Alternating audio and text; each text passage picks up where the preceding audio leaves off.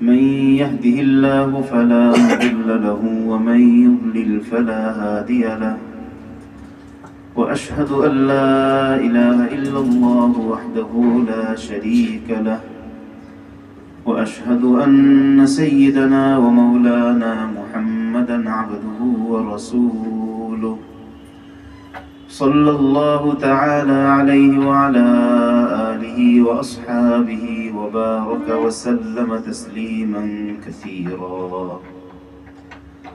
أما بعد فأعوذ بالله من الشيطان الرجيم. بسم الله الرحمن الرحيم.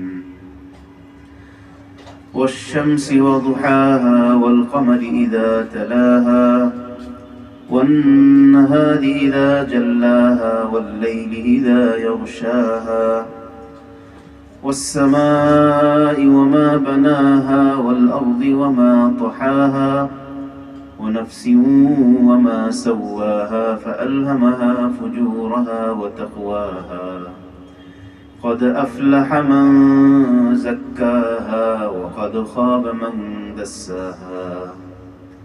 صدق الله مولانا العظيم. وقال النبي صلى الله تعالى عليه وسلم: لا تكونوا إمعة، إن أحسن الناس أحسنتم، إن أحسن الناس أحسنا، وإن أساءوا أسأنا، ولكن وطنوا أنفسكم، إن أحسن الناس أن تحسنوا، وإن أساءوا فلا تظلموا. وصدق رسوله النبي الكريم، ونحن على ذلك من الشاهدين والشاكرين، والحمد لله رب العالمين. درود الشريف برشوي. اللهم صل على محمد وعلى آل محمد كما صليت على إبراهيم وعلى آل إبراهيم إنك حميد مجيد. اللهم بارك على محمد وعلى آل محمد كما باركت على إبراهيم وعلى آل إبراهيم إنك حميد مجيد. استغفار. أستغفر الله الذي لا إله إلا هو الحي القيوم وأتوب إليه. أستغفر الله الذي لا إله إلا هو الحي القيوم وأتوب إليه. أستغفر الله الذي لا إله إلا هو الحي القيوم وأتوب إليه. لا حول ولا قوة إلا بالله العلي العظيم. আলহামদুলিল্লাহ সুম্মা আলহামদুলিল্লাহ। আল্লাহ রব্বুল আলামিনের মেহেরবানি, আল্লাহ রব্বুল আলামিন আমাদেরকে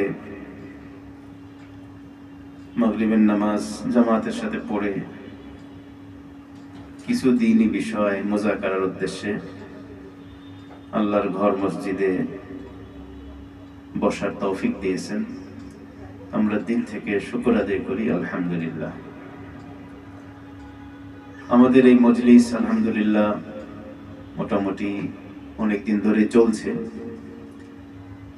কিছু কিছু কারণে মাঝে কিছু সময় বিরতি ছিল। তো আমরা আল্লাহ তাআলার কাছে দোয়াও করি এবং আশা করি যে আমাদের মজলিস ইনশাআল্লাহ আল্লাহ তাআলা আবারও নিয়মতান্ত্রিকভাবে শুরু করার, চালানোর আল্লাহ তৌফিক দিবেন, এটাই আমাদের আশা এবং দোয়া। আল্লাহ তাআলা যেন আমাদেরকে তৌফিক দান করেন।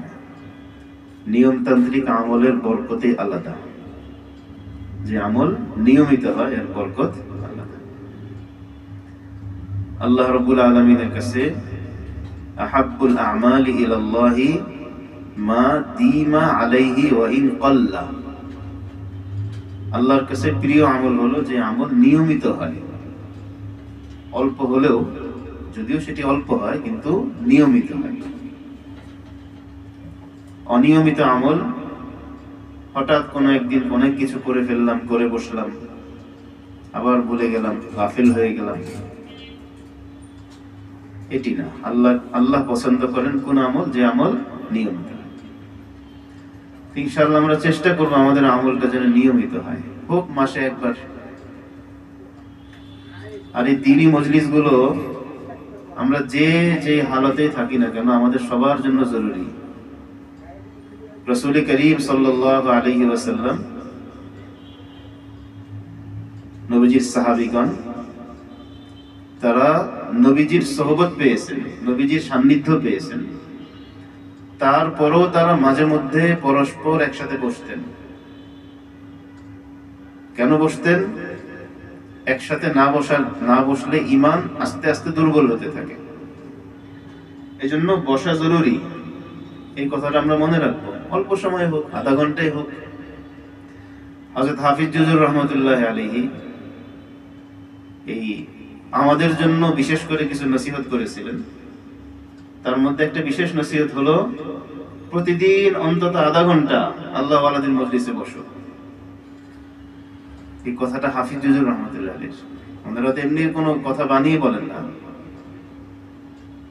প্রতিদিন আধা ঘন্টা কোন আল্লাহ ওয়ালার মজলিসে বসো, এটা রূহের খোরাক, এটা লাগবেই। এই জন্য এই বিষয়টা আমরা খেয়াল রাখবো। একদিন দুই দিন পর পরে, কিছুদিন পর পরেই এই মসজিদে হোক, আশপাশের মসজিদে হোক, অথবা যে কোনো জায়গায় কোনো দ্বীনি মজলিস যখন হবে আমরা একটু বসবো। মজলিস হচ্ছে না, কিন্তু আমি নিজের দিলের খোরাকের জন্য আমি যাকে মনে করি যে তিনি আল্লাহ ওয়ালা, শব্দটা কিন্তু অনেক ভারী শব্দ, সাধারণ শব্দ না, অনেক ওজনদার শব্দ, অনেক ওজন। আল্লাহ ওয়ালা কত ভারী! এই শব্দের ওজন বুঝলেই তো আমাদের জিন্দেগি পাল্টে যায়। আল্লাহ ওয়ালা, ওয়ালা শব্দ হলো উর্দু ভাষার শব্দ, উর্দু ভাষা। ওয়ালা মানে মালিক, বাড়িওয়ালা বলি না আমরা, বাড়িওয়ালা। বাড়িওয়ালা মানে কি? বাড়ির মালিক। আল্লাহ ওয়ালা মানে যে আল্লাহর মালিক। আল্লাহর মালিক হওয়া কি সম্ভব নাকি? কিন্তু শব্দটা কত ভারী! কেউ কি আল্লাহর মালিক হইতে পারে? আল্লাহই না সবার মালিক। সবাই তো আল্লাহর মামলুক, আল্লাহর গোলাম। কিন্তু শব্দটা দেখেন, আল্লাহ ওয়ালা, আল্লাহর মালিক। এটা যদি আমরা শাব্দিক অর্থে বিশ্বাস করি তাহলে তো ঈমানই ক্ষতিগ্রস্ত হয়। বুঝা গেল? শাব্দিক অর্থ মুরাদ এখানে মালিক মানে আল্লাহর সাথে তার সম্পর্ক এমন হয়ে গেছে যে আল্লাহর কাছ থেকে সে যখন যা চায় তাই পেয়ে যায়। এমন একটা সম্পর্ক হয়ে গেছে। আল্লাহ তাআলা আমাদের সবাইকে আল্লাহ ওয়ালা হওয়ার তৌফিক দান করেন। হ্যাঁ, তো যাকে আমি মনে করি আল্লাহ ওয়ালা, আমি তার কাছে বসি। কোন মজলিস নাই হোক, কোনো কথা নাই শুনি, তার কাছে কিছুক্ষণ বসে থাকি। ইয়া আইয়ুহাল্লাযীনা আমানুত্তাকুল্লাহা ওয়া কুনু মা'আস সাদিকিন। এটা আমাদের বিশ্বাসের অংশ, এটা আমাদের জিন্দেগির জীবনের মূলনীতিগুলোর মধ্যে অন্যতম প্রধান মূলনীতি, যে আমাকে কিছু তাপ নিতে হবে। তাপ ছাড়া কোনো কিছুই হয় না। মুরগির ছানা, মুরগির তাপ ছাড়া হয় না। তাপ লাগে, উত্তাপ লাগে। আল্লাহকে পাওয়ার জন্য, তাকওয়ার জিন্দেগির জন্য, গুনাহ মুক্ত জিন্দেগির জন্য আল্লাহ ওয়ালাদের থেকে তাপ নিতে হয়। তাদের জবানের কোনো কথা শুনি আর না শুনি, কাছে থাকার দ্বারা একটা তাপ লাগে। আল্লাযীনা ইযা যুকিরাল্লাহ, আল্লাহ ওয়ালাদের পরিচয় রাসূল করিম সাল্লাল্লাহু আলাইহি ওয়াসাল্লাম দিয়েছেন। তার মধ্যে একটা পরিচয় হলো, যাদেরকে দেখলে দুনিয়া মনে পড়ে না, দিন মনে পড়ে, আল্লাহ মনে পড়ে। দুনিয়াতে কিছু মানুষ এমন আছে, সর্বকালই থাকবে, যে এই মানুষটাকে দেখলে আল্লাহর কথা মনে পড়ে, কেন যেন দিলটা নরম হয়ে আসে। কেমন যেন লাগে, কেমন যেন লাগে, নিজে বলতে পারি না, শুধু আল্লাহর কথা মনে করি। আল্লাহ ছাড়া কোনো রাস্তা নেই আমাদের, কোনো উপায় নেই। যে যেখানে আছি, যে হালাতে আছি, দিলের কাইফিয়াত, মনের অবস্থা যাই হোক না কেন, আল্লাহ ছাড়া কোনো উপায় নেই। তো যাকে আমার মনে হয় যে ইনি আল্লাহওয়ালা, এই ব্যক্তিটাকে দেখলে আমার দুনিয়ার আগ্রহ জন্মে না, জন্মে আখিরাতের আগ্রহ, আল্লাহকে পাওয়ার আকাঙ্ক্ষা জাগে। তো সাধারণ অর্থে তিনি আল্লাহওয়ালা।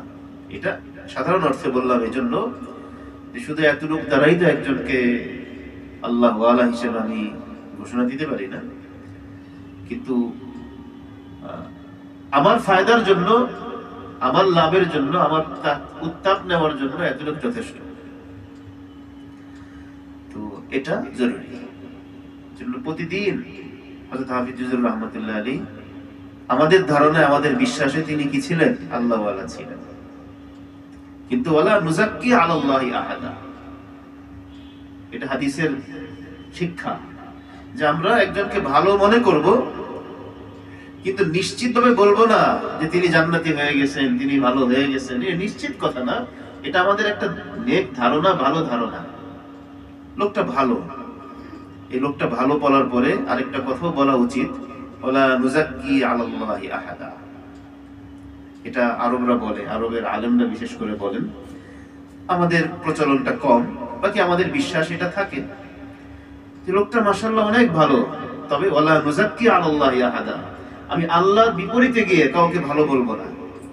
অর্থাৎ আল্লাহর কাছে সে ভালো না, কিন্তু আমি তাকে ভালো বলছি, এটা আমি করব না, কিন্তু আমার ধারণায় তিনি ভালো।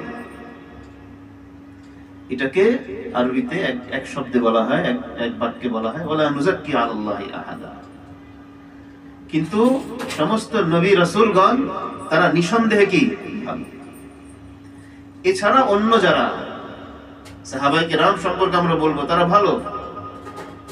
পরবর্তী যে ধাপগুলো আমাদের সময় হিসাবে আমরা যাদেরকে ভালো বলছি, এই ভালো বলা এটা আমাদের তাদের সম্পর্কে একটা নেক ধারণা হিসেবে বলবো, কিন্তু এই বিশ্বাসও রাখবো যে আল্লাহ হাকিকত তো জানি না, বাস্তবতা তো জানি না, আমার কাছে তাকে ভালো লাগে, আপনার কাছে কেমন জানি না। তবে মানুষের দিলের এই ভালো লাগা, কারো প্রতি ভালো টান অনুভব হওয়া, দিনদার মনে হওয়া, এটা কিন্তু একটা দলিল, একটা আলামত যে সে আশা করি আল্লাহর কাছেও ভালো।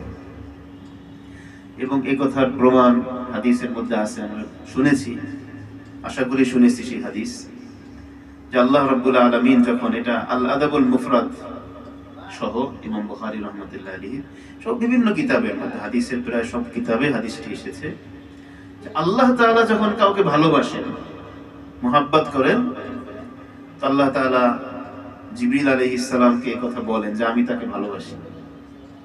আসমানে এটা হয়, জিবরিল আলাইহিস সালাম আসমানের ফেরেশতাদেরকে এই কথা বলেন যে আল্লাহ আমাকে বলেছে তিনি তাকে ভালোবাসে, সুতরাং আমিও তাকে ভালোবাসলাম, তোমরাও তাকে ভালোবাসতে শুরু করো। আসমানের ফেরেশতারাও তাকে ভালোবাসে। এরপরে হাদিসের ভাষ্য হলো সুম্মা ইউদাউ লাহুল কবুলু ফিল আরদ, জমিনে পৃথিবীবাসীর অন্তরে আল্লাহ তাআলা তার প্রতি একটা ভালোবাসা এবং গ্রহণযোগ্যতা সৃষ্টি করে দেন, ভালোবাসা এবং গ্রহণযোগ্যতা সৃষ্টি করে দেন, তাকে ভালো লাগে, তাকে মনে হয় আল্লাহ। এজন্য যদি আমার দিলে কথা বলে যে ইনি আল্লাহওয়ালা, এবং তার মধ্যে বাহ্যত শরীয়তের বিরোধী কোনো কিছু নাই, সুন্নতের বিরোধী কিছু দেখি না, ভিতরের খবর তার আমি বলতে পারবো না, তো এটাও এক প্রকার শাহাদাত যে তিনি ভালো। তো এই প্রতিদিন কিছু সময়, অন্তত আধা ঘন্টা এই কাজটা আমরা করবো ইনশাআল্লাহ। আল্লাহ তাআলা আমাদেরকে তৌফিক দান করেন। আর আমরা যারা আল্লাহ তাআলা আমাদেরকে আলহামদুলিল্লাহ একটা দ্বীনি পরিবেশে রেখেছেন, আমাদের শুকর আদায় করে শেষ করতে পারবো না। আলহামদুলিল্লাহ 24টা ঘন্টা আল্লাহ তাআলা কোথায় রেখেছেন? হয়তো কোরআনের সামনে আছি, হাদিসের সামনে আছি, উস্তাদদের সামনে আছি, তালিব ইলমদের সামনে আছি, গুনাহের কোনো পরিবেশ নেই, কিন্তু এই পরিবেশ তো সবাই পাচ্ছে না। এজন্য দ্বীনি মজলিসগুলোকে আমরা ইনশাআল্লাহ কদর করব। আল্লাহ তাআলা আমাদেরকে তৌফিক দান করেন। হ্যাঁ, আজকের এই মজলিস খুব লম্বা চড়া কথা হবে না। আমি একটা হাদিস পড়েছি, এটা শুআবুল ঈমানের হাদিস, ইমাম বাইহাকীর শুআবুল ঈমান। রাসূল করিম সাল্লাল্লাহু আলাইহি ওয়াসাল্লাম বলেছেন, লা তাকুনু ইম্মাআ, তোমরা মানুষের দেখা দেখি আমলকারী হইও না। দেখা দেখি যারা কাজ করে এমন হইও না তোমরা। এর ব্যাখ্যা দিচ্ছেন নবীজি, ইন আহসানান নাসু আহসাননা, যে আমাদের সাথে মানুষ ভালো ব্যবহার করলে আমরা ভালো ব্যবহার করব, ওয়া ইন আসাউ আসানা, আর আমাদের সাথে কেউ দুর্ব্যবহার করলে আমরা তার সাথে দুর্ব্যবহার করব, এমন হইও না।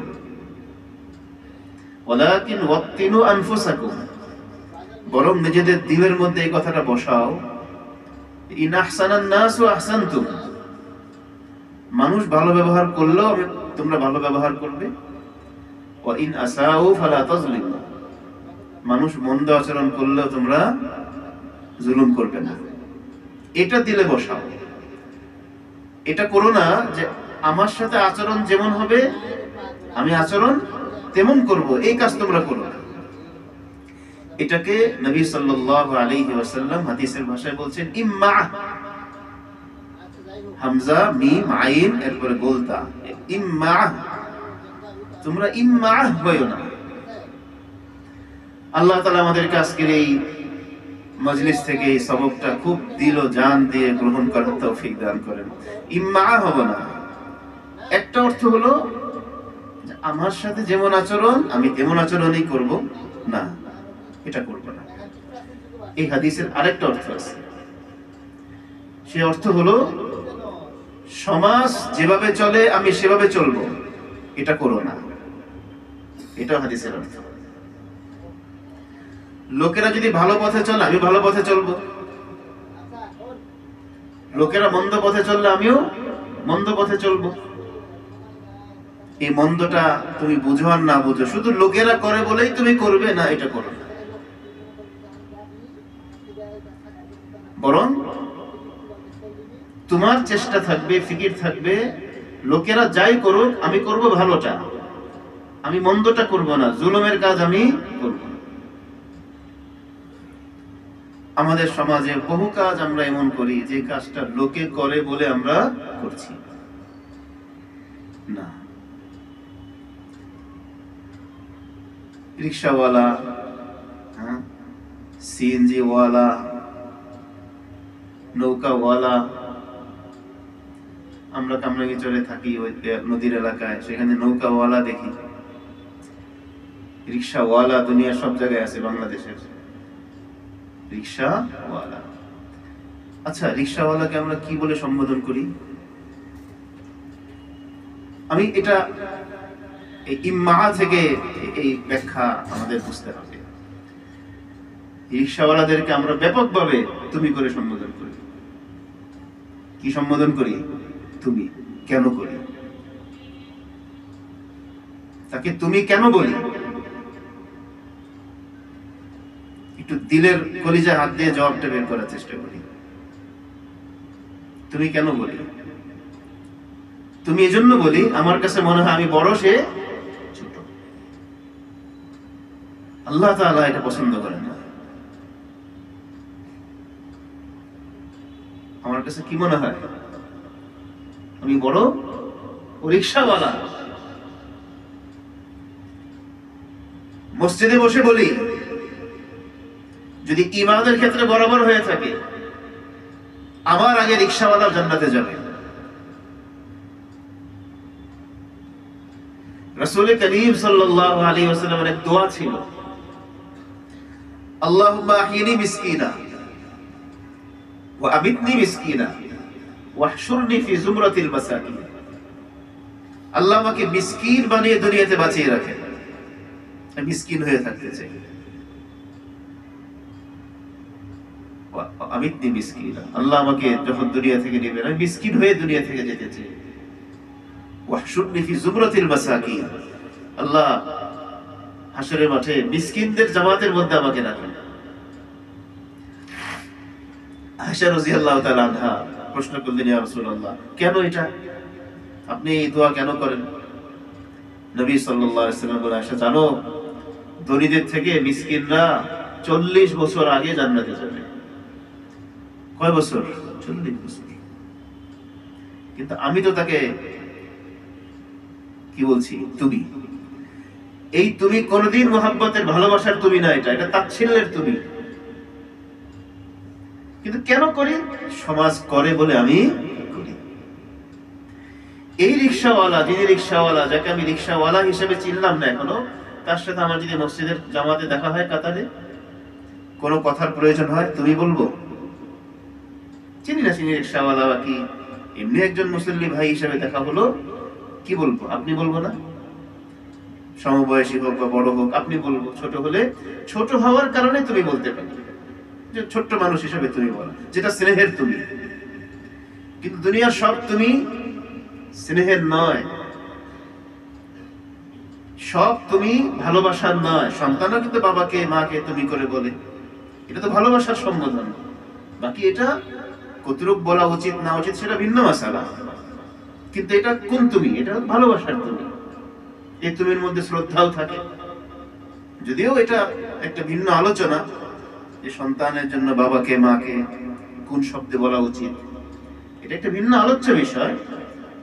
এটা যতটা না শরীরী মাসআলা এখানে, তার থেকে বড় হলো আদবের বিষয়, সেটা ভিন্ন জিনিস। যে বাবাকে মাকে সম্বোধনে আদব থাকতে হয়। ভালোবাসা কেমন ভালোবাসা? সম্মান মিশ্রিত ভালোবাসা। স্ত্রীকে তুমি করে বলে, এই তুমির মধ্যে পুরোটাই ভালোবাসা। এখানে স্ত্রীকে কোনো মুরব্বী হিসেবে সম্মান দিচ্ছে এটা না, ভালোবাসা সম এক পর্যায়ের মোহাব্বত দুজনের মধ্যে, সেই তুমি তুমি। বাকি মা বাবাকে কিভাবে বলা উচিত, এটা কোনো মাসআলার বিষয় না হলো, এটা একটা আদবের বিষয়, যে আমি আদব রক্ষার্থে কোন শব্দটা আমার বলা উচিত, এবং আমি যখন মা বাবা, আমি সন্তানকে আমি কোন শব্দটা শেখানো উচিত, এটা কোনো মাসআলার বিষয় না। তারপরও তুমি যে ফ্যামিলিতে তুমি সম্বোধনের প্রচলন বেশি, সেখানে সন্তান যখন বাবাকে মাকে তুমি বলছে, এই তুমি অবশ্যই কোন তুমি? এটা শ্রদ্ধা মিশ্রিত একটা ভালোবাসার তুমি। বাবা মা সন্তানকে তুমি বলছে, এখানে স্নেহ মায়া মিশ্রিত তুমি। কিন্তু আমি যে একজন আমার অধীনস্থকে তুমি বলে সম্বোধন করলাম, অথবা অধীনস্থ না, আমার অধীনস্থ না, সে একটা পেশাজীবী মানুষ, সে চাকরি করে বা সে কাজ করে, তার মতো আমি আমার মতো। দুনিয়ার দৃষ্টিতে আমার চাকরিটা উঁচু লেভেলের, আমার পেশাটা উঁচু লেভেলের, তার পেশাটা উঁচু লেভেলের না, এই বলে তাকে আমি কি বলছি? এই কারণে তুমি বলছি। এটা আল্লাহ তাআলা পছন্দ করেন না। কিন্তু কেন বলছি? ওই ইম্মা, যেহেতু সমাজ চলছে, আগে ছিল চাচা, এখন হয়ে গেছে মামা। এখন কি চলে? কেন ভাই মামা কেন হবে? আচ্ছা, এই মামা কি আমার আপন মামাকে আমি যেই মামা বলে সেই মামা? এই মামা হলো, সবাই বলে মামা, আমিও বলি মামা। ইসলাম যে শব্দ শেখায় সেই শব্দের নাম হলো ভাই। কি শব্দ? ভাই। আমি কেন রিকশাওয়ালাকে ভাই বলতে পারি না? যেহেতু সমাজ বলে না। এটাকে রাসূল করিম সাল্লাল্লাহু আলাইহি ওয়াসাল্লাম বলেছেন, লা তাকুনু ইম্মা। শপিং মলগুলোতে সেখানে একটা শব্দ আছে স্যার। কি বলে? স্যার। এটা তাদের, এই যাকে স্যার বলছে শপিং মলের বাইরে কিন্তু স্যার বলবে না। কোথায় বলবে? ভিতরে। এটা তাদের একটা নিজাম, নিয়ম। কত ভালো হতো যদি স্যারের জায়গায় কি হতো? ভাই হতো। কিন্তু এটা একটা নিয়ম, মেনে নিলাম। কিন্তু আমি যে সমাজে চলাফেরায় মানুষকে তাচ্ছিল্যের সুরে ডাকছি, কেন ডাকছি? সমাজ চলছে তাই আমি করছি না, এটা বাদ দিল। এবার আমি একটি স্পর্শকাতর শব্দ বলবো, সেই শব্দের নাম হলো হুজুর। কি শব্দ? হুজুর। এই যে আমার মাথায় টুপি আছে, আলহামদুলিল্লাহ, আল্লাহ তাআলা চেহারায় কি দিয়েছেন? দাড়ি রাখার তৌফিক দিয়েছেন, আল্লাহর মেহেরবানি। গায়ের জামা, হ্যাঁ, মাদ্রাসায় পড়েছি, হ্যাঁ, এই একটা পরিচয় আল্লাহ দিয়েছেন আমাকে। এই পরিচয়ের কারণে একজন মানুষ শ্রদ্ধা করে, মহাব্বত করে যদি আমাকে কি বলেন, হুজুর বলে ডাকেন, ঠিক আছে, এটা তার শ্রদ্ধার সম্বোধন। কিন্তু খুব একটা স্পর্শকাতর কথা বলি, খুবই নাজুক। স্পর্শকাতরকে বাংলা ইংরেজিতে কি বলে? সেনসিটিভ। সেটা হলো যে তিনি একজন আলেম, এই হিসেবে তাকে আমি শ্রদ্ধার কারণে হুজুর বলছি তা না। হুজুর বলছি কেন? তিনি একটা ভিন্ন জাতি, এই জন্য। হুজুর শ্রেণী, কি শ্রেণী? হুজুর শ্রেণী। এই হুজুর শ্রেণী হিসাবে যারা এই লেবাসের লোকদেরকে হুজুর বলে ডাকছে, এটা শ্রদ্ধার ডাক না, এটা কিসের ডাক না? কেন শ্রদ্ধার ডাক না? আমরা যারা সমাজের কাছে হুজুর বলে পরিচিত, আমাদের কলিজা দাগ লাগে এই কথা বললে। হুজুর কেন ভাই বলা যায় না? বুঝেন না এই কথাটা? এই যে কলিজায় দাগ লাগে, এই দাগের দ্বারা বোঝা যায় এটা সম্মানের হুজুর ডাক না, এটা কিসের হুজুর? হুজুর জাতি, সে আলাদা জাতি, আমি এক জাতি, সে আরেক জাতি। কেন হুজুর ডাকলাম? লা তাকুনু ইম্মা, দাড়ি টুপিধারী মানুষকে সমাজের লোকেরা কি বলে? হুজুর বলে, এই জন্য আমি তার হুজুর বলছি। হুজুর মানুষ, খেয়াল করেন শব্দ, এই শব্দ শুধু শব্দ না, এগুলো শিরোনাম। এগুলো আমাদের ভিতরের অনেক মনোভাবকে প্রকাশ করে। আপনি হুজুর মানুষ, 1 টাকা কম রাখলাম, আমাকে যে বেইজ্জতি সেইটা এই কথা দিয়ে করলো। কোন কথা দিয়ে? আপনি হুজুর, আপনার সাথে 1 টাকা কম রাখলাম। ইন্না লিল্লাহি ওয়া ইন্না ইলাইহি। কেন আপনার সাথে আমার হুজুর সম্পর্ক কেন? ভাই সম্পর্ক হতে পারে না? বুঝেন না কথাটা? আমি যে মসজিদে আলহামদুলিল্লাহ নামাজ পড়াই, আলোবাজার,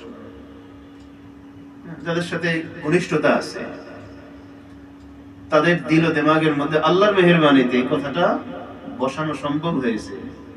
হ্যাঁ, তাদের সাথে আমার সম্পর্কটা কেমন? ভাই ভাই ভাই, কেমন আছেন? কোন দোকানে কোনো কিছু কেনাকাটা করতে গেলাম, হয়তো দামে বনলো না, হ্যাঁ, তো এজন্য চলে যাচ্ছি, পিছন থেকে আবার ডাকে না।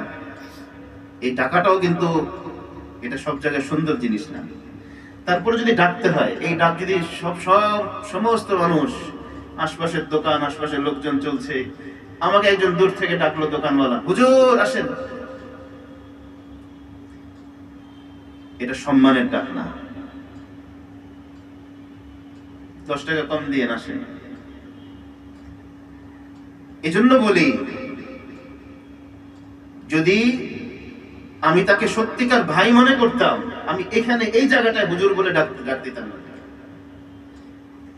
আমাদের সমাজের এই বিভাজনটা দূর করতে হবে, এই বিভাজনটা দূর করতে হবে। যখন আমি কাউকে হুজুর বলে ডাকবো, সেই ডাক্তার যদি ডাকের মধ্যে যদি শ্রদ্ধার ভাব না থাকে, আমি হুজুর বলবো না। সে আমার থেকে বয়সে বড় হলে তাকে আমি আমাদের সমাজে বয়স্কদেরকে যেভাবে ডাকার প্রচলন সেভাবে ডাকবো, বয়সে কম হলে সেভাবে ডাকবো, সমবয়সী হলে ভাই ডাকবো। আমি আমার ছোট্ট বাচ্চাকে নিয়ে গেছি এক জায়গায়, আমার বাচ্চার লেবাস কেমন হবে বলেন? ওরও গায়ে জুব্বা, আমারও জুব্বা। আমার দিলে চোট লাগলো কিছু মানুষের আচরণে। হুজুর আসেন, হুজুর আসেন, কেন? ও ছোট কাল থেকে ওর দিল দিমাগের মধ্যে একটা বিষয় ঢুকবে যে আমি একটা ভিন্ন শ্রেণী, আমি একটা ভিন্ন জাতি। আমি বলে দিয়েছি, ভাই আমি তো আপনাকে কোন শব্দ দিয়ে, অন্য কোন শব্দ ব্যবহার করে দূরে ঠেলে দেইনি, আপনি কেন আমাকে হুজুর বলে দূরে ঠেলে দিচ্ছেন? ভাই বলা যায় না? তখন একটা মহব্বত হয়ে যায়। আসলে ভাই থেকে কাছের শব্দ কি আছে?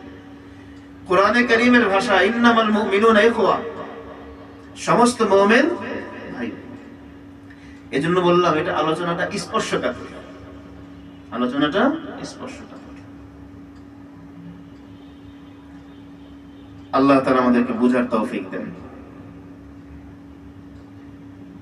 সম্বোধন শুধু সম্বোধন না, শব্দ শুধু শব্দ না, এগুলো শিরোনাম, এগুলো শিরোনাম। লা তাকুনু ইম্মা, তোমরা এগুলো হইও না, ইম্মা হইও না। সমাজ যেভাবে চলছে আমি সেভাবেই চলবো না, এটা হইও না। হোক রিক্সাওয়ালা, কি বলবো, আমার বয়সে বড় হলে বড়দেরকে যেভাবে আমি ডাকি, আমার মসজিদের মুরব্বীদেরকে আমি যে ভাষায় ডাকি, মুরব্বী হলে কি বলি, চাচা যান বলি, হ্যাঁ, সব সম্মানের শব্দ, সেটা বলি যে চাচা যাবেন, এই যাবে, কি শব্দ এটা? আচ্ছা, এই শব্দের সাথে রাসূল করিম সাল্লাল্লাহু আলাইহি ওয়াসাল্লামের সিরাতের মিল আছে বলেন তো? যদি আমার এই জায়গাটায় নবীজি হতেন, তিনি কিভাবে ডাকতেন এই রিকশাওয়ালাকে? আমাকে সেভাবে ডাকতে হবে, তাহলে আমি নবীর উম্মত। সেই ঘটনা বারবার মনে পড়ে। রাসূল করিম সাল্লাল্লাহু আলাইহি ওয়াসাল্লাম প্রতিটা মানুষকে কতটা মূল্যায়ন করতেন, কতটা মূল্য দিতেন মানুষকে। আমরা মূল্য দিতে ভুলে গেছি মানুষকে। যে আরেকজন মানুষকে মূল্য দিতে জানে না, আল্লাহর কাছে তার কোনো মূল্য নেই। মূল্য দিব, মানুষের দাম বুঝবো। আল্লাহর কাছে মানুষের দাম অনেক, আল্লাহর কাছে মানুষের দাম অনেক। এজন্য চেষ্টা করি।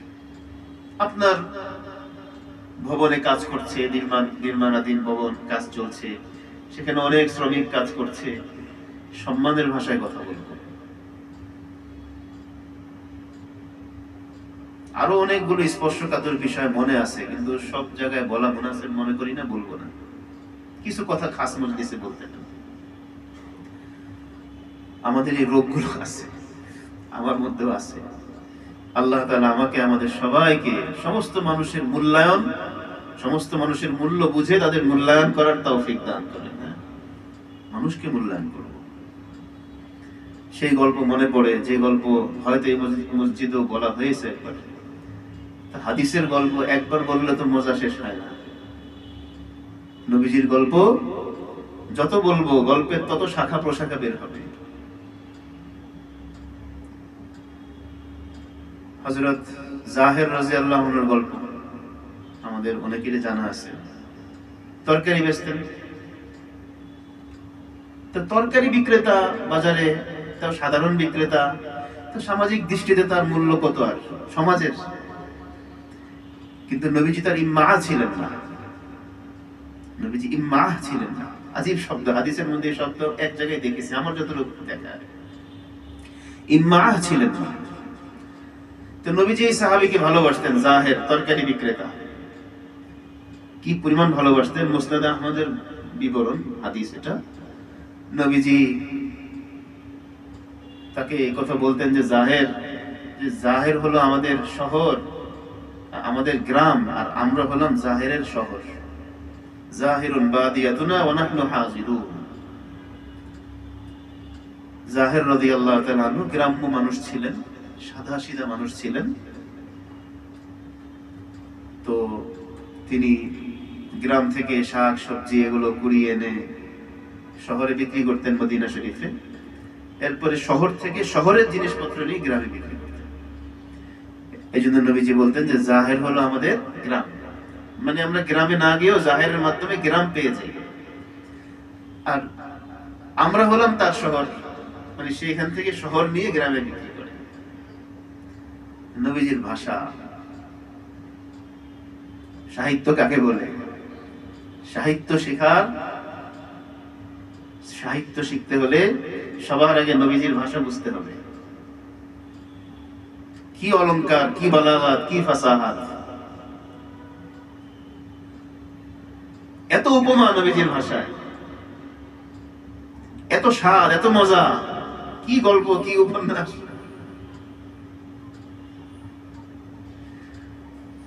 তো এই জাহের রাদিয়াল্লাহু তাআলা নবীজিকেও তিনি ভালোবাসতেন স্বাভাবিকভাবে, নবীজিও তাকে ভালোবাসতেন। তো সেই ভালোবাসার এক গল্প হলো, একদিন তিনি বাজারে তরকারি বিক্রি করছিলেন। রাসূল করিম সাল্লাল্লাহু আলাইহি ওয়াসাল্লাম পিছন থেকে গিয়ে হযরত জাহেরকে ধরলেন। জাহের টের পেলেন না, চোখ ধরলেন। তো জাহের রাদিয়াল্লাহু তাআলা আনহু তো বুঝতে পারলেন যে কে ধরেছে, কারণ হাত তো নবীজির হাত। হ্যাঁ, এটা তার মুখে বলা লাগে না, আর গায়ের ঘেরানটা তো নবীজির ঘেরান।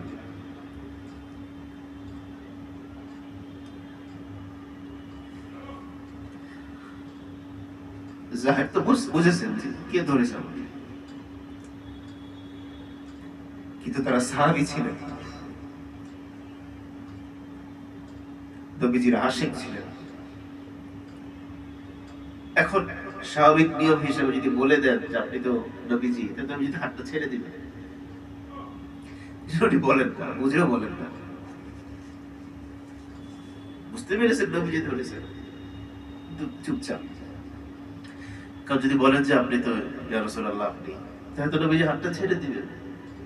এই চোখ ধরে রাখা, নবীজির এই সান্নিধ্যের স্বাদ আর পাবেন না, চলে যাবে।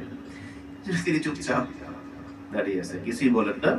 হাদিসের ভাষা হলো যে জাহের কিছু তো বলেন না, বরং নিজের পিঠ খুব সন্তর করে ধীরে ধীরে পিছন দিকে ঠেলে নবীজির সিনার সাথে লাগিয়ে দিলেন। এরকম ভালোবাসার এক আজীব দৃশ্য মদিনার বাজারে। তো গেল এই পর্ব,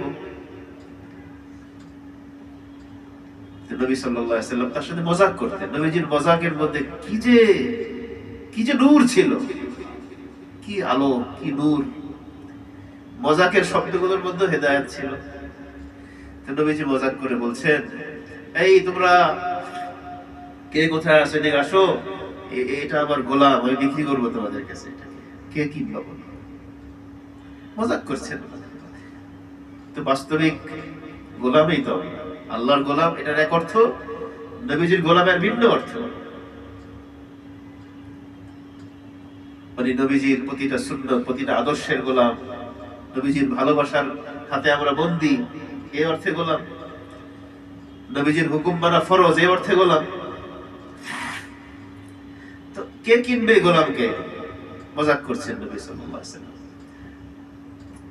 তখন হযরত জাহের রাদিয়াল্লাহু বললেন, ইয়া রাসূলুল্লাহ, আপনি যে আমাকে বিক্রি করবেন, আমার দাম পাবেন না তো বেশি, আমি তো সস্তা তরকারি বেচি,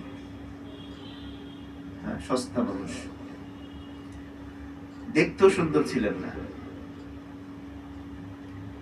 কেমন ছিলেন সেই আমরা হয়তো অনেকে জবান দিয়ে বলে ফেলবো, কুসরি ছিলেন। কোন সাহাবীর শানে এই শব্দ ঠিক নয়। খুব বেশি বলতে চাইলে কি বলবো, দেখতে সুন্দর ছিলেন না, এতটুকু বললে বলতে পারি। একজন সাহাবী যত দেখতে অসুন্দর হোক, তিনি কোনোদিন কুসরি নন। হযরত বেলাল গায়ের রং যেমনই হন, তিনি কুসরি নন। তিনি কৃষ্ণাঙ্গ হতে পারেন, কিন্তু তিনি কুসরি নন। কুসরি কত ভয়ঙ্কর শব্দ। তো যাই হোক, দেখতেও সুন্দর না, এবং তরকারি বিক্রি করে, সাধারণ কাজ, সেই সমাজে সবচেয়ে সাধারণ কাজ। নিম্নমানের কাজটা বলতো বাধে। তো বললেন যে ইয়া রাসূলুল্লাহ, আপনি বিক্রি করবেন। উনি মজাক করছেন, কিন্তু সেই মজাকের মধ্যে আবেগ ছিল, মজাকের মধ্যে হৃদয়ের আবেগের জোয়ার ছিল। বললেন, ইয়া রাসূলুল্লাহ, আমি তো সস্তা।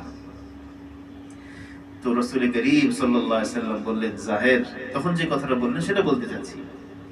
বললেন যে ওয়ালাকিন্নাকা লাস্তা বিকাসিদিন ইনদাল্লাহ, জাহের, তুমি মানুষের কাছে সস্তা হতে পারো, কিন্তু শোনো, আল্লাহর কাছে তুমি সস্তা না। দুনিয়াতে বহু মানুষ এমন আছে, আমি মনে করি সে সস্তা, কিন্তু আল্লাহর কাছে সে সস্তা না।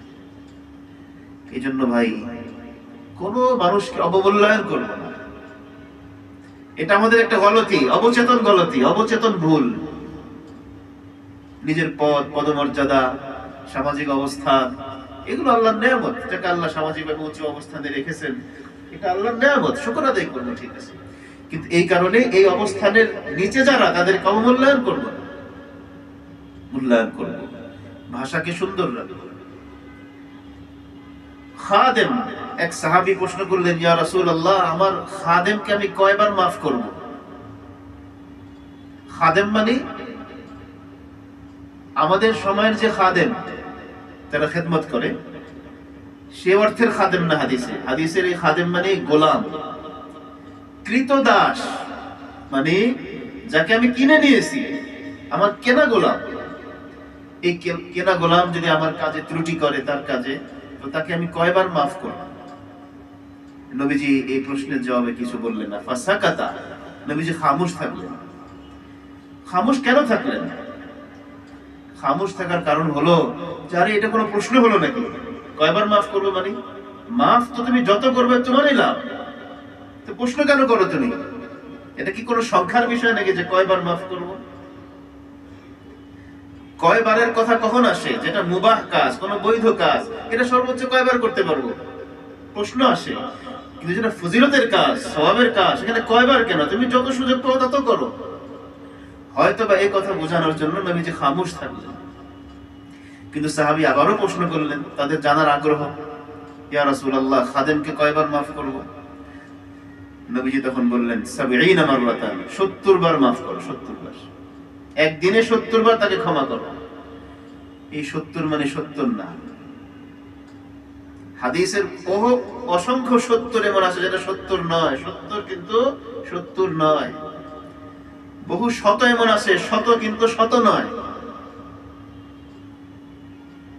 এই ৭০ মানে হলো, একজন মানুষ তো দিনে ৭০ বার ভুল করতে পারে না। একবার, দুইবার, তিনবার করে, চারবার, বেশি থেকে বেশি ৭-৮ বার, ১০ বারই করলো। কিন্তু নবীজি বুঝাচ্ছে, সে যদি ৭০ বারও ভুল করে, মানে সে যত ভুল করতো ততবার তাকে মাফ করতে থাকে। খাদেম মানে, সেই জামানার খাদেম মানে কি? গোলাম। আর এই জামানায় আমরা সেই আচরণ কার সাথে করি যেটা গোলামের সাথে নিষেধ ছিল? সেই আচরণ আমরা কার সাথে করি? আমার অধীনস্থদের সাথে করি। সে তো আমার গোলাম না। আমি এক জায়গার চাকর, সে এক জায়গার চাকর, বুঝেন নাই? কিন্তু আমার চাকরিটা উচ্চ লেভেলের বলে আমি বলি আমি চাকরিজীবী, আর তারটা নিচু লেভেলের বলে তার নাম কি? চাকর। কথা কিন্তু একই।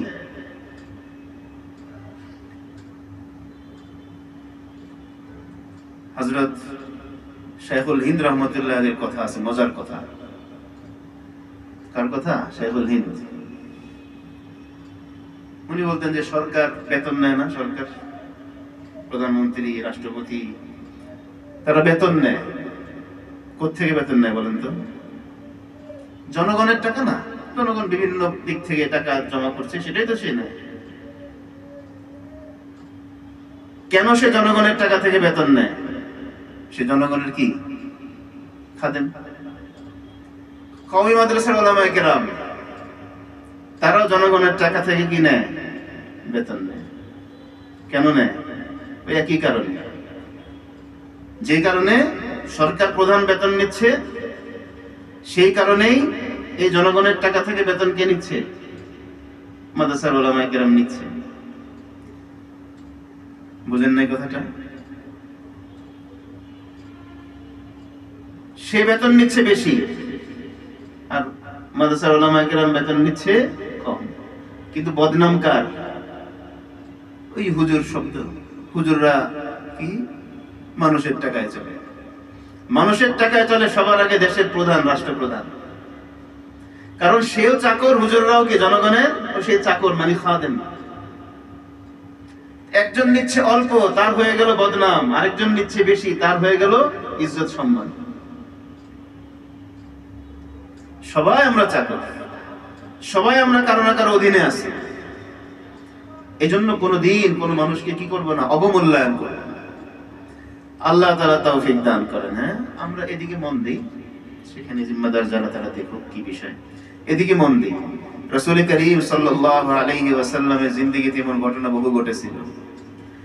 হাদিসের দর্সে, হাদিসের ক্লাসে, আহমদ ইবনে হাম্বল রাহমাতুল্লাহির ক্লাস, হাদিসের সবক চলছে, সেখানে এক হাতি এসে গেছে। হাতি, সেই জামানায় হাতি সেই দেশে আসার কথা না। সব ছাত্র হাতি দেখার জন্য এই হাতির দিকে তাকিয়েছে, একজন শুধু তাকায় নাই। আহমদ নবুল রসিম মালিক রহমতুল্লাহ, এক শাগরেদ, তার নাম সুহনুন, উনি তাকান নাই। উনি ছিলেন সেই শাগরেদদের মধ্যে, মালিক রহমতের শাগরেদদের মধ্যে সবচেয়ে শ্রেষ্ঠ শাগরেদ। বহু হাতি ঘোড়ার ঘটনা ঘটবে, কিন্তু হাদিসের সবক যেখানে হয়, দ্বীনের চর্চা যেখানে হয়, আশপাশে বোমা ফুটুক, আমার দৃষ্টি থাকবে কোথায়? সোজা আলোচনার দিকে। এটাকে বলে মনোযোগ। এই আজকের কথার খোলাসা, আমি লম্বা করবো না। সমাজের স্রোতে চলবো না, আমি চলবো আল্লাহ তাআলার হুকুমকে সামনে রেখে, রাসূল করিম সাল্লাল্লাহু আলাইহি ওয়াসাল্লামের সুন্নতকে সামনে রেখে। আল্লাহ সবাইকে তৌফিক দান করেন। বহু কিছু হয়। আমি তো গাড়ি চালাই আলহামদুলিল্লাহ, ড্রাইভারি করি আলহামদুলিল্লাহ, আল্লাহর মেহেরবানি। আজকে মোটামুটি 16-17 বছর ধরে আমি গাড়ির ড্রাইভার, আল্লাহর মেহেরবানি। এই ড্রাইভারের জিন্দেগিতে অনেক অভিজ্ঞতা দিয়েছে। কত যে তুই তুকারি শুনেছি, বুঝলেন নাকি? ওই যে আমাকে তুই বলেছে, হয়তো সেই আবার কতক্ষণ পরে এসে দোয়া করেন বলেছে, বুঝলেন নাই? কেন বলেছে সেখানে তুই? ওখানে তো আমি কি ড্রাইভার। সেটা বলা উদ্দেশ্য না। উদ্দেশ্য হলো এখানেও ইম্মার ঘটনা ঘটে। গাড়ির সাথে আমরা কামরাঙ্গি চলে থাকি, যেহেতু কামরাঙ্গি চর তো আপনারা চিনেন, অনেকে ভয়ে যায় না। এখানে কি ভয়? গাড়ি নিয়ে গেলে নিশ্চিত একটা দুইটা দাগ লাগবে। কিসের দাগ? রিক্সার বসা লাগবে। বর্তমান জামানার অটো রিক্সা, এটা তো পুরাটাই অটো, লাগবেই দু একটা। আচ্ছা, লেগে গেছে, অবশ্যই সে ইচ্ছাকৃত লাগায়নি, হয়তো তার ভুল হয়েছে, কিছু অসতর্কতা হয়েছে, ইচ্ছাকৃত লাগায়নি। কিন্তু হয়তো বাম্পারের সাথে লেগেছে, আমার গাড়ির কোনো ক্ষতি হয়নি, কিছু হয়নি। কিন্তু সমাজ এখানে কি করে বলেন তো? এখানে সমাজের নিয়ম হলো, ও সাইড করবে, বিদ্যুৎ থেকে নামবে, গাড়ি চেক করবে, রিক্সাওয়ালাকে থামাবে, যে করুক তাকে থামাবে, কিছুক্ষণ তুফান চলবে, কিছুক্ষণ তুফান চলবে।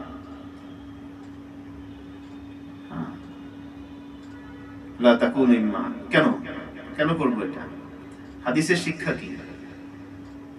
লেগে গেছে, চলতে থাকো, লাগবেই টুকটাক, লাগবেই টুকটাক, চলো সামনে চলো। এই সবকটা আমি পেয়েছি আমার আব্বার কাছ থেকে, গল্প শুনে।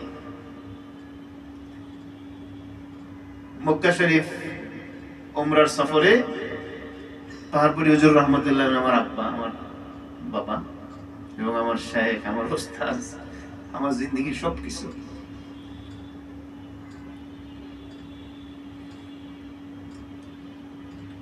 তো ওনার সাথে উমরার সফর ছিল। অসুস্থ মানুষ, উনি হুইল চেয়ারে তওয়াফ করাচ্ছে। তো হুইল চেয়ারে তওয়াফের আপনাদের আশা করি এখানে অনেকের অভিজ্ঞতা থাকবে, মুরব্বিরা আছে, জওয়ানদের অভিজ্ঞতা আছে। অভিজ্ঞতা দুই রকম, একটা ধাক্কা লাগানোর, একটা ধাক্কা খাওয়ার। আমার দুইটাই আছে আলহামদুলিল্লাহ। পায়ের মধ্যে জখমের দাগ এখনো বুঝে পাওয়া যাবে। পিছন থেকেও ধাক্কা দিয়ে দিয়েছে, অবশ্যই অনিচ্ছাকৃত, ভিড়ের কারণে হোক বা তার অসতর্কতা থাকবে, কখনো লেগে গেছে। তা আমি কি করব? আমি কি আমাদের এই জমিনের স্বভাব অনুযায়ী সেখানেও গিয়ে কথা এই কাজ করবো? দেখেন না চোখে, নেই, আমরা করে ফেলি। কিন্তু আমার তাজরিবা হলো, আমি আমার অসতর্কতা হোক, ভিড়ের কারণে হোক, আমি একজনকে লাগিয়ে দেব, আমি নিজে। আমার আব্বা বসা চেয়ারে, তো চেয়ারে যে পাদানিটা, এটা কিন্তু ভয়ঙ্কর জিনিস। এটা সামনে যার পায়ের গোড়ালের মধ্যে লাগে, বড় অনেক ব্যথা লাগে, অনেক সময় রক্ত বের হয়ে যায়। তো আমি যাকে লাগালাম এক আরব মানুষ, আরবি, চেহারা দেখে বোঝা যাচ্ছে আরবি, অন্য দেশের না, হয়তো ইয়ামান হবে বা মানে আরবের কোন দেশের লোক আর কি, লাগিয়ে দিল। সে কিন্তু আমার দিকে পিছন ফিরে তাকায়নি, বুঝেন নাই কথাটা? কিন্তু আমি একটু কাচুমাচু করলাম, তার কাছে একটু মাফ চাইবো, একটু ক্ষমা চাইবো, ভুল হয়ে গেছে, আমি কাছাকাছি গেলাম। উনি আমাকে কি জবাব দিলেন জানেন? আল্লাহু আকবার। এই স্বভাব এটা যদি আমাদের মধ্যে এসে যেত, সমাজটা যে কত সুন্দর হতো। আমি তার কাছে কি মাফ চাই, উনি যেটা আমার কাছে মাফ চাওয়া শুরু করলেন। উনি আমাকে বলতে শুরু করলেন মালিশ মালিশ। কি শব্দ? মালিশ। আরে তুমি এত বিচলিত হচ্ছে কেন? লেগে গেছে তো কি হয়েছে? লাগে, কোনো অসুবিধা নেই।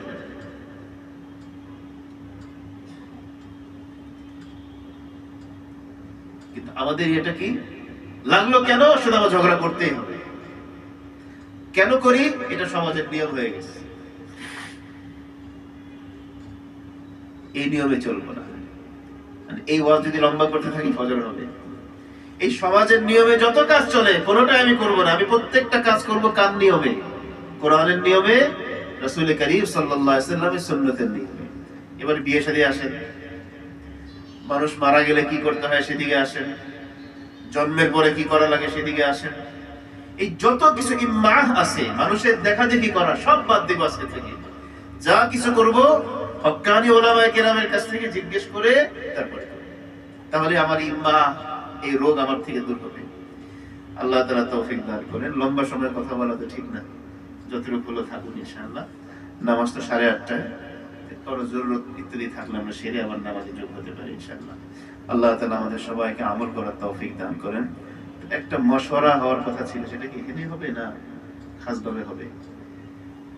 মানে মজলিসটা এখানে, আমার খেয়ালটা আমি বলি, আমার খেয়াল হলো এই প্রথম শুক্রবার হলে আমার জন্য একটু ভালো হয় আর কি।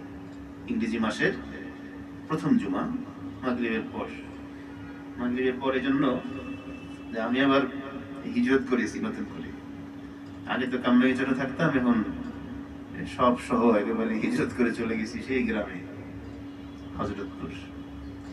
এজন্য দেরি করলে ওখানে যাওয়া একটু মুশকিল হয়ে যায় আর কি। আমার স্বার্থটাকে বললাম আর কি। মাগরিবের পরে হলে, যদি আসরের পরে আরো ভালো হয়। আপনারা যদি বলেন যে আসরের পরে হোক, আমার জন্য আরো ভালো। তাহলে আসরের পরে মজলিস একটু আপনাদের সাথে অংশগ্রহণ করে চলে গেলাম। আমরা তো সর্বোচ্চ মাগরিবের পরে। ফায়সালা এখন হয়ে যাবে না পরে? মাগরিবের পরে, মাগরিব পরে দিলে ভালো হয়। ঠিক আছে ইনশাআল্লাহ। আল্লাহ তাআলা তৌফিক দান করেন। এটা আমার কোনো মজলিস, এটা আপনাদের মজলিস। আমি আপনাদের সাথে একটু সময় কাটানোর জন্য আসবো। কোনোদিন কেমন হবে যে 5-7 মিনিট একটু উপস্থিতি হলো, হাজিরা হলো, চলে গেলাম। লম্বা আলোচনা আমি আসলে করতে পারি না, কিছুই পারি না। লম্বা ছোট যা কিছু বলা হয় এটা আপনাদের তাওয়াজ্জু থেকে বলা হয়েছে। আল্লাহ তাআলা আমাদের সবাইকে আমলের তৌফিক দান করেন। আলহামদুলিল্লাহি রাব্বিল আলামিন ওয়া সাল্লাল্লাহু ওয়া সাল্লামা আলা সাইয়্যিদিনা মুহাম্মদ ওয়া আলা আলিহি ওয়া আসহাবিহি আজমাইন। হে আল্লাহ, আমাদের এই মজলিসকে কবুল করে নেন। ইয়া আল্লাহ, আমাদের ভিতর থেকে রোগগুলোকে বের করে দেন। বিশেষ করে মাওলা, নিজেকে বড় মনে করার যে এক আজীব রোগ আমাদেরকে শেষ করে দিচ্ছে মাওলা। ইয়া আল্লাহ, এই রোগ থেকে আমাদেরকে পুরোপুরি মুক্তি দিয়ে দেন মাওলা, পুরোপুরি মুক্তি দিয়ে দেন মাওলা। ইয়া আল্লাহ, আপনার বান্দাদেরকে কদর করার, মূল্যায়ন করার তৌফিক দিয়ে দেন।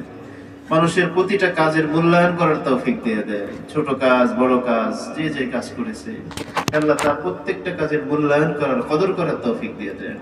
ইয়া আল্লাহ, মানুষকে ছোট নজরে দেখা এই ব্যাধি, এই মরজ থেকে আমাদেরকে হেফাজত করে। ইয়া আল্লাহ, আপনার নবী সাল্লাল্লাহু আলাইহি সাল্লামের প্রতিটা সুন্নতের উপর আমলের তৌফিক দান করেন। ربنا تقبل منا إنك أنت السميع العليم وتب علينا إنك أنت التواب الرحيم وصلى الله وسلم على سيدنا محمد وعلى آله وأصحابه أجمعين آمين برحمتك.